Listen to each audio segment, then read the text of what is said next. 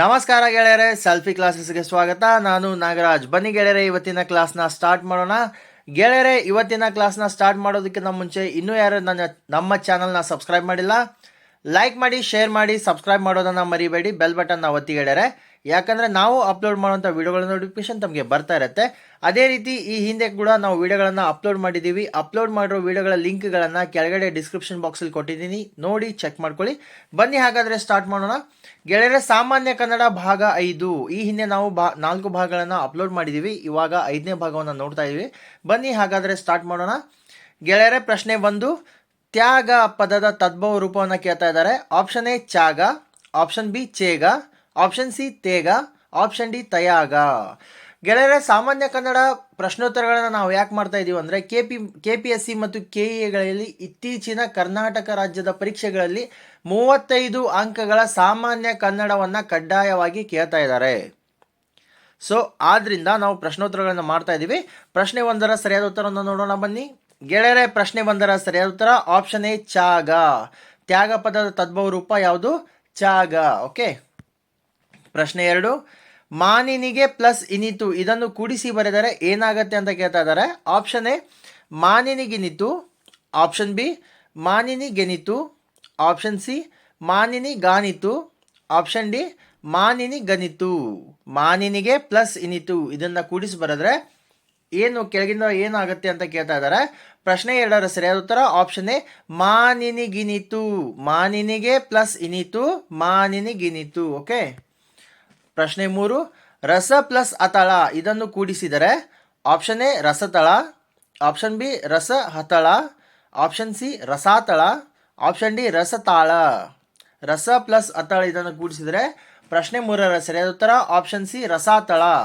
ರಸ ಪ್ಲಸ್ ಅತಳ ರಸಾತಳ ಗೆಳೆಯರೆ. ಓಕೆ. ಪ್ರಶ್ನೆ 4, ವಸುಧೆ ಪದದ ಅರ್ಥವನ್ನು ಕೇಳ್ತಾ ಇದ್ದಾರೆ. ಆಪ್ಷನ್ ಎ ಹೆಣ್ಣು, ಆಪ್ಷನ್ ಬಿ ನದಿ, ಆಪ್ಷನ್ ಸಿ ಭೂಮಿ, ಆಪ್ಷನ್ ಡಿ ಅಮೃತ. ವಸುಧೆ ಪದದ ಅರ್ಥವನ್ನು ಕೇಳ್ತಾ ಇದ್ದಾರೆ. ಗೆಳೆಯರೆ, ವಸುಧೆ ಪದದ ಅರ್ಥ ಪ್ರಶ್ನೆ 4ರ ಸರಿಯಾದ ಉತ್ತರ ಆಪ್ಷನ್ ಸಿ ಭೂಮಿ. ವಸುಧೆ ಪದದ ಅರ್ಥ ಭೂಮಿ. ಅದೇ ರೀತಿ ವಸುಧಾ ಕುಮಾರಿ ಅಂತ ಸೀತೆಯನ್ನ ಕರೀತಾ ಇದ್ರು ಗೆಳೆಯರೆ. ವಸುಧಾ ಕುಮಾರಿ ಅಂತ ಸೀತೆಯನ್ನ ಕರೀತಾ ಇದ್ರು. ಯಾಕೆ ಸೀತೆಯನ್ನ ಕರೀತಾ ಇದ್ರು ಅಂದರೆ ಸೀತೆ ವಸುಧೆಯಿಂದ ಉದ್ಭವ ಆದವಳು, ಭೂಮಿಯಿಂದ ಉದ್ಭವ ಆದವಳು, ಆದ್ರಿಂದ ಸೀತೆಯನ್ನ ವಸುಧಾ ಕುಮಾರಿ ಅಂತ ಕರೀತಾ ಇದ್ರು. ಓಕೆ ಗೆಳೆಯರೆ, ಪ್ರಶ್ನೆ 5, ದಿಶಾ ಪದದ ತದ್ಭವ ರೂಪವನ್ನು ಕೇಳ್ತಾ ಇದ್ದಾರೆ. ಆಪ್ಷನ್ ಎ ದೇಶೆ, ಆಪ್ಷನ್ ಬಿ ದೆಸೆ, ಆಪ್ಷನ್ ಸಿ ದಿಸಾ, ಆಪ್ಷನ್ ಡಿ ದಿಸೆ. ದಿಶಾ ಪದದ ತದ್ಭವ ರೂಪ ಏನು ನೋಡೋಣ ಬನ್ನಿ. ಪ್ರಶ್ನೆ 5ರ ಸರಿಯಾದ ಉತ್ತರ ಆಪ್ಷನ್ ಬಿ ದೆಸೆ. ದಿಶಾ ಪದದ ತದ್ಭವ ರೂಪ ದೆಸೆ ಗೆಳೆಯರೆ. ಓಕೆ. ಪ್ರಶ್ನೆ 6, ಕಂದ ಇದರ ವಿವಿಧ ಅರ್ಥವನ್ನು ಕೇಳ್ತಾ ಇದ್ದಾರೆ.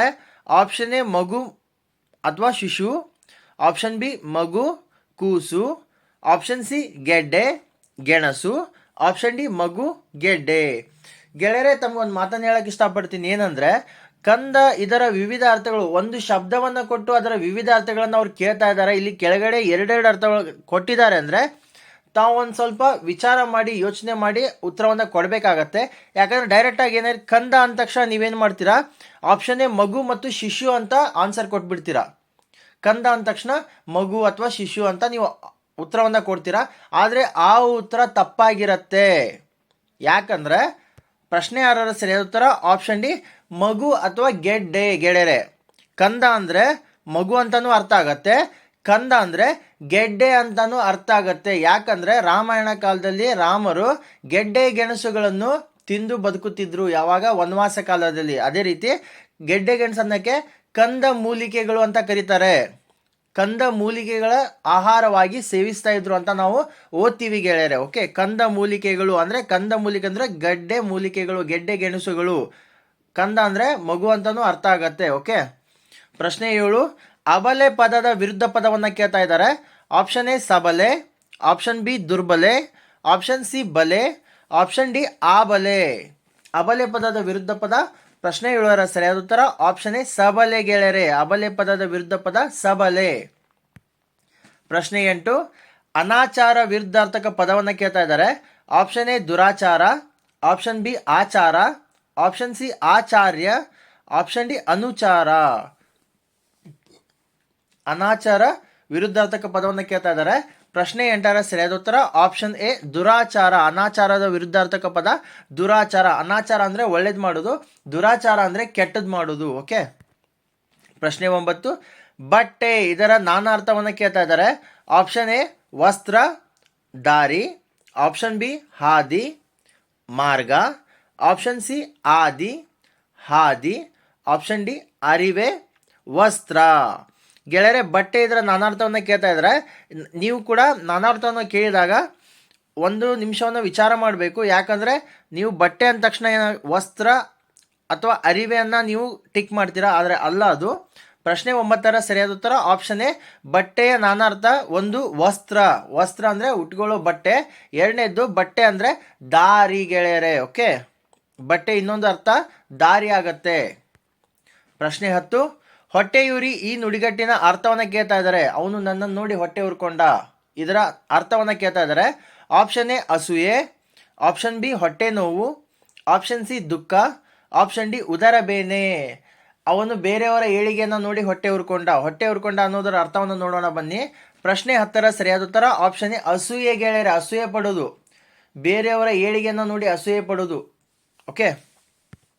ಪ್ರಶ್ನೆ 11 ತಿನ್ನುತ್ತಿವೆ, ಇದರ ನಿಷೇಧಾರ್ಥಕವನ್ನು ಕೇಳ್ತಾ ಇದ್ದಾರೆ. ಏನು ತಿಂತಾ ಇದ್ದಾವೆ, ಇದರ ನಿಷೇಧಾರ್ಥಕವನ್ನು ಕೇಳ್ತಾ ಇದ್ದಾರೆ.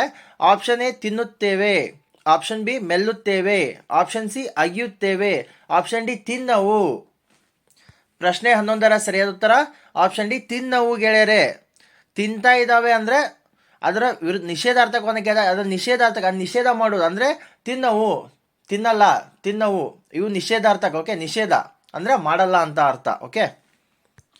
ಪ್ರಶ್ನೆ 12 ನೋಡು, ಧಾತುವಿನ ವರ್ತಮಾನ ಕಾಲದ ರೂಪವನ್ನು ಕೇಳ್ತಾ ಇದ್ದಾರೆ ಗೆಳೆಯರೆ.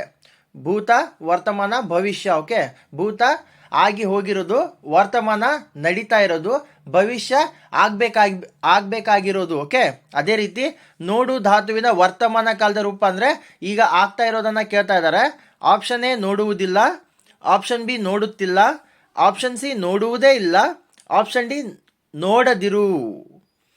ಅವನು ನೋಡೋದಿಲ್ಲ ಅಂತ ನಾವು ಮೊದಲೇ ಹೇಳ್ತಾ ಇದ್ದೀವಿ, ಇದು ಭವಿಷ್ಯತ್. ಅಥವಾ ಅವನು ನೋಡಿರೋದಿಲ್ಲ, ಮೊದಲೇ ಭೂತದಲ್ಲಿ ನೋಡುವುದಿಲ್ಲ ಅಂತ ಯಾಕೆ ಹೇಳ್ತಾ ಇದ್ದೀವಿ ಅಂದರೆ ಅವನು ಭೂತದಲ್ಲಿ ನೋಡಿಲ್ಲ. ಸೊ ಈಗ ನಾವು ನೋಡುವುದಿಲ್ಲ ಅನ್ನೋ ಕಾರಣ ಮೊದಲು ಅವನು ನೋಡಿಲ್ಲ ಅಂತ ಅರ್ಥ. ಅದಕ್ಕೆ ಭೂತದಲ್ಲಿ ನೋಡುವುದಿಲ್ಲ.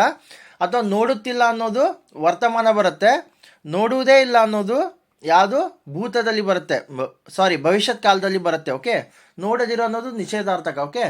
ಪ್ರಶ್ನೆ 12ರ ಸರಿಯಾದ ಉತ್ತರ ಆಪ್ಷನ್ ಬಿ ನೋಡುತ್ತಿಲ್ಲ. ನೋಡುತ್ತಿಲ್ಲ ಅನ್ನೋದು ವರ್ತಮಾನ, ನೋಡುವುದೇ ಇಲ್ಲ ಅನ್ನೋದು ಭೂತ, ನೋಡದೇ ಇರಬಹುದು ಅಥವಾ ನೋಡದೇ ಇರುವುದು ಅಥವಾ ನೋಡುವುದೇ ಇಲ್ಲ ಅದು ಭವಿಷ್ಯತ್ ಕಾಲ. ಓಕೆ ಗೆಳೆಯರೆ, ಪ್ರಶ್ನೆ 13 ನಾಲಿಗೆ ಬಿಗಿ ಹಿಡಿ, ಈ ನುಡಿಗಟ್ಟಿನ ಅರ್ಥವನ್ನು ಕೇಳ್ತಾ ಇದ್ದಾರೆ. ಕೆಲವೊಂದ್ಸರಿ ನಾವು ಮಾತಾಡ್ತಾ ಇರ್ತೀವಿ, ಮಾತಾಡುವಾಗ ಏನೋ ಒಂದು ತಪ್ಪು ಮಾತಾಡಿದಾಗ ಎದುರುಗಡೆ ಇದ್ದವರು ಏನಂತಾರೆ, ನಾಲಿಗೆ ಬಿಗಿ ಹಿಡಿದು ಮಾತಾಡು ಅಂತ ಹೇಳ್ತಾರೆ. ಸರಿಯಾಗಿ ಮಾತಾಡು, ನಾಲಿಗೆ ಬಿಗಿ ಹಿಡಿದು ಮಾತಾಡು ಅಂತ ಹೇಳ್ತಾರೆ. ಅದರ ಅರ್ಥವನ್ನು ಕೇಳ್ತಾ ಇದ್ದಾರೆ. ಆಪ್ಷನ್ ಎ ನಾಲಿಗೆಯನ್ನು ಗಟ್ಟಿಯಾಗಿ ಹಿಡಿದುಕೋ, ಆಪ್ಷನ್ ಬಿ ನಾಲಿಗೆಯನ್ನು ಬಿಗಿಯಾಗಿ ಕಚ್ಚಿಕೋ, ಆಪ್ಷನ್ ಸಿ ಮಿತಿಯಲ್ಲಿ ಮಾತಾಡು, ಆಪ್ಷನ್ ಡಿ ಮಾತನಾಡಬೇಡ. ನಾಲಿಗೆ ಬಿಗಿ ಹಿಡಿದು ಮಾತಾಡುವ ಅರ್ಥ ಕೇಳ್ತಾ ಇದ್ದಾರೆ. ಪ್ರಶ್ನೆ 13ರ ಸರಿಯಾದ ಉತ್ತರ ಆಪ್ಷನ್ ಸಿ ಮಿತಿಯಲ್ಲಿ ಮಾತಾಡು ಗೆಳೆಯರೆ. ನಾಲಿಗೆ ಬಿಗಿ ಹಿಡಿದು ಮಾತಾಡಂದ್ರೆ ಮಿತಿಯಲ್ಲಿ ಮಾತಾಡು, ಮಿತಿ ಮೀರಿ ಮಾತಾಡಬೇಡ, ಇದರ ಅರ್ಥ. ಓಕೆ ಗೆಳೆಯರೆ, ಪ್ರಶ್ನೆ 14 ದಾರಿದೀಪ ಎಂಬುದು ಒಂದು. ಆಪ್ಷನ್ ಎ ಗಾದೆ ಮಾತು, ಆಪ್ಷನ್ ಬಿ ಲೋಕೋಕ್ತಿ, ಆಪ್ಷನ್ ಸಿ ನುಡಿಗಟ್ಟು, ಆಪ್ಷನ್ ಡಿ ಅನುಕರಣಾ ಪದ. ಅವನು ಬೇರೆಯವರಿಗೆ ದಾರಿದೀಪವಾದ, ಅವಳು ಬೇರೆಯವರಿಗೆ ದಾರಿದೀಪಲಾದಳು. ಓಕೆ, ದಾರಿದೀಪ ಅನ್ನೋದು ಏನು ಅಂತ ಕೇಳ್ತಾ ಇದ್ದಾರೆ. ಪ್ರಶ್ನೆ 14ರ ಸರಿಯಾದ ಉತ್ತರ ಆಪ್ಷನ್ ಸಿ ನುಡಿಗಟ್ಟು ಗೆಳೆಯರೆ. ಅವನು ಬೇರೆಯವರಿಗೆ ದಾರಿದೀಪವಾದ ಅನ್ನೋದು, ದಾರಿದೀಪ ಅನ್ನೋದು ಒಂದು ನುಡಿಗಟ್ಟು. ಓಕೆ. ಪ್ರಶ್ನೆ 15 ರಗಳೆ ಎಂಬುದು ಏನು ಅಂತ ಕೇಳ್ತಾ ಇದ್ದಾರೆ. ಆಪ್ಷನ್ ಎ ಗದ್ಯ, ಆಪ್ಷನ್ ಬಿ ಪದ್ಯ, ಆಪ್ಷನ್ ಸಿ ಕತೆ, ಆಪ್ಷನ್ ಡಿ ನಾಟಕ. ಗೆಳೆಯರೆ, ರಗಳೆ ಎಂಬುದು ಪ್ರಶ್ನೆ 15ರ ಸರಿಯಾದ ಉತ್ತರ ಆಪ್ಷನ್ ಬಿ ಪದ್ಯ ಗೆಳೆಯರೆ. ರಗಳೆ ಅನ್ನೋದು ಒಂದು ಪದ್ಯ. ಓಕೆ, ಗದ್ಯ ಅಲ್ಲ, ಪದ್ಯ. ಪ್ರಶ್ನೆ 16 ಜಲಗಾರ ನಾಟಕದ ಕರ್ತೃ ಯಾರು ಅಂತ ಕೇಳ್ತಾ ಇದ್ದಾರೆ. Option A B M Srikantaiah, option B Ti Nam Srikantaiah, option C Kuvempu, option D Da Ra Bendre. Jalagara ನಾಟಕದ ಕರ್ತೃವನ್ನ ಕೇಳ್ತಾ ಇದ್ದಾರೆ. ಪ್ರಶ್ನೆ 16ರ ಸರಿಯಾದ ಉತ್ತರ ಆಪ್ಷನ್ ಸಿ ಕುವೆಂಪು ಅವರು. ಕುಪ್ಪಳ್ಳಿ ವೆಂಕಟಪ್ಪನವರ ಮಗ ಪುಟ್ಟಪ್ಪ ಕುವೆಂಪು ಅವರು ರಚಿಸಿದ ಒಂದು ನಾಟಕ ಜಲಗಾರ. ನಾಟಕದ ಕರ್ತೃ ಕುವೆಂಪು ಅವರು. ಕುವೆಂಪು ಅವರಿಗೆ 1967ರಲ್ಲಿ ಶ್ರೀ ರಾಮಾಯಣ ದರ್ಶನಂ ಅನ್ನುವಂಥ ಮಹಾಕಾವ್ಯಕ್ಕೆ ಜ್ಞಾನಪೀಠ ಪ್ರಶಸ್ತಿ ಸಿಕ್ಕಿದೆ. ಕರ್ನಾಟಕದ ಮೊಟ್ಟ ಮೊದಲ ಜ್ಞಾನಪೀಠ ಯಾರ್ದು? ಕುವೆಂಪು ಅವರು ಸಿಕ್ಕಿರೋದು ಜ್ಞಾನಪೀಠ ಪ್ರಶಸ್ತಿ 1967ರಲ್ಲಿ ಶ್ರೀ ರಾಮಾಯಣ ದರ್ಶನಂ ಕೃತಿಗೆ ಸಿಕ್ಕಿದೆ.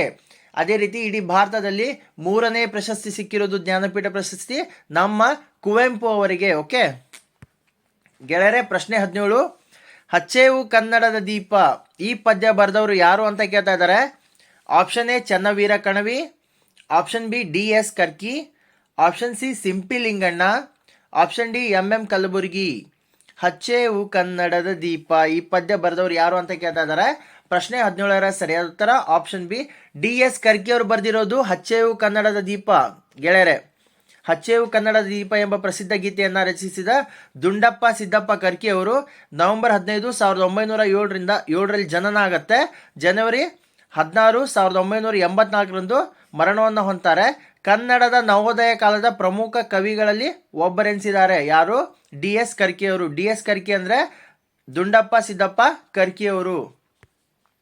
ಗೆಳೆಯರೆ, ಪ್ರಶ್ನೆ 18 ಓದು ಧಾತುವಿನ ಭವಿಷ್ಯತ್ ಕಾಲವನ್ನು ಕೇಳ್ತಾ ಇದ್ದಾರೆ. ಭವಿಷ್ಯತ್ ಕಾಲ ಅಂದರೆ ಮುಂದೆ ಆಗಬೇಕಾಗಿರೋದು.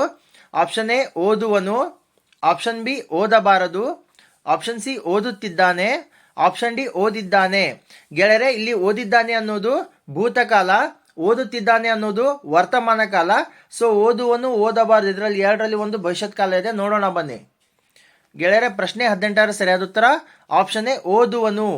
ಓದುವನು ಅನ್ನೋದು ಭವಿಷ್ಯತ್ ಕಾಲದಲ್ಲಿದೆ, ಓದುತ್ತಿದ್ದಾನೆ ಅನ್ನೋದು ವರ್ತಮಾನ ಕಾಲದಲ್ಲಿದೆ, ಓದಿದ್ದಾನೆ ಅನ್ನೋದು ಭೂತ ಕಾಲದಲ್ಲಿದೆ ಗೆಳೆಯರೆ. ಓಕೆ. ಪ್ರಶ್ನೆ 19 ಈ ಕೆಳಗಿನವುಗಳಲ್ಲಿ ಯಾವುದು ಕನಕದಾಸರ ಕೃತಿ ಅಲ್ಲ ಅಂತ ಕೇಳ್ತಾ ಇದ್ದಾರೆ.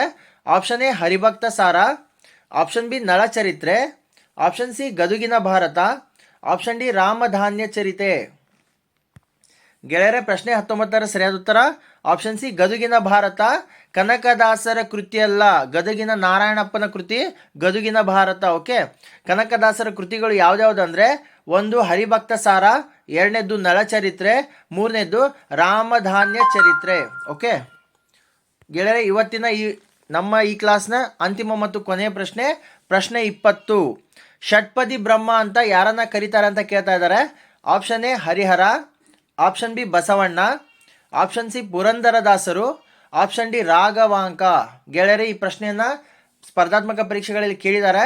ಸೊ ಇದೊಂದು ವೆರಿ ಇಂಪಾರ್ಟೆಂಟ್ ಪ್ರಶ್ನೆ. ಷಟ್ಪದಿ ಬ್ರಹ್ಮ ಅಂತ ಯಾರನ್ನ ಕರೀತಾರೆ ನೋಡೋಣ ಬನ್ನಿ ಗೆಳೆಯರೆ. ಪ್ರಶ್ನೆ 20ರ ಸರಿಯಾದ ಉತ್ತರ ಆಪ್ಷನ್ ಡಿ ರಾಘವಾಂಕ. ಷಟ್ಪದಿ ಬ್ರಹ್ಮ ಅಂತ ರಾಘವಾಂಕನನ್ನ ಕರೀತಾರೆ.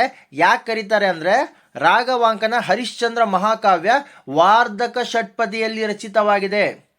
ಗೆಳೆಯರೆ, ರಾಘವಾಂಕನ ಹರಿಶ್ಚಂದ್ರ ಅನ್ನುವಂಥ ಒಂದು ಮಹಾಕಾವ್ಯ ಕಂಪ್ಲೀಟ್ ಆಗಿ ಸಂಪೂರ್ಣವಾಗಿ ವಾರ್ಧಕ ಷಟ್ಪದಿಯಲ್ಲಿ ರಚಿತವಾಗಿರೋದ್ರಿಂದ ರಾಘವಾಂಕನನ್ನ ಷಟ್ಪದಿ ಬ್ರಹ್ಮ ಅಂತ ಕರೀತಾರೆ. ಓಕೆ ಗೆಳೆಯರೆ, ನಮ್ಮ ವಿಡಿಯೋಗಳು ತಮಗೆ ಇಷ್ಟವಾದಲ್ಲಿ ಲೈಕ್ ಮಾಡಿ, ಶೇರ್ ಮಾಡಿ, ಸಬ್ಸ್ಕ್ರೈಬ್ ಮಾಡೋದನ್ನ ಮರಿಬೇಡಿ. ಬೆಲ್ ಬಟನ್ನ ಒತ್ತಿ ಗೆಳೆಯರೆ, ಯಾಕಂದರೆ ನಾವು ಅಪ್ಲೋಡ್ ಮಾಡೋಂಥ ವಿಡಿಯೋಗಳ ನೋಟಿಫಿಕೇಶನ್ ತಮಗೆ ಬರ್ತಾ ಇರುತ್ತೆ. ಅದೇ ರೀತಿ ನಾವು ತಿಳಿಸ್ಕೊಟ್ಟಂಥ ಮಾಹಿತಿಗಳ ಬಗ್ಗೆ ಅಥವಾ ನಮ್ಮ ಕ್ಲಾಸ್ಗಳ ಬಗ್ಗೆ ಏನಾದರೂ ಅಭಿಪ್ರಾಯಗಳು ಅಥವಾ ಕಮೆಂಟ್ಗಳಿದ್ದಲ್ಲಿ ದಯವಿಟ್ಟು ಕಮೆಂಟ್ ಸೆಕ್ಷನಲ್ಲಿ ಕಮೆಂಟ್ ಮಾಡಿ. ನಾವು ನಿಮ್ಮ ಕಮೆಂಟ್ಗಳನ್ನು ನೋಡ್ತೀವಿ ಗೆಳೆಯರೆ. ಮತ್ತೆ ನಾವು ಮುಂದಿನ ಕ್ಲಾಸಲ್ಲಿ ಭೇಟಿಯಾಗೋಣ. ಧನ್ಯವಾದಗಳು ಗೆಳೆಯರೆ.